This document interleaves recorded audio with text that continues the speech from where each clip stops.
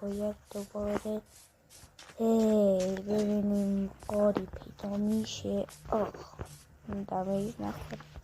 باید بپرم تو این آب. بریم. بچه وقتی که سنگ هست یعنی قارم هست. بریم باز بکنیمش.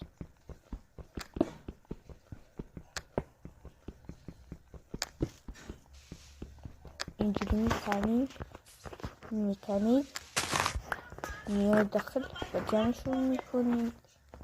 بعد میرید پایین تا اینجا میرید پایین و اینجا ها اینجا و شما همینجوری به ادامه برید میرسید به غار که دایموند هم داخلش باشه. خب بچه مرسی که ویدیو رو تا اینجا تماشا کردید. امیدوارم خوشتون اومده باشه. خداحافظ.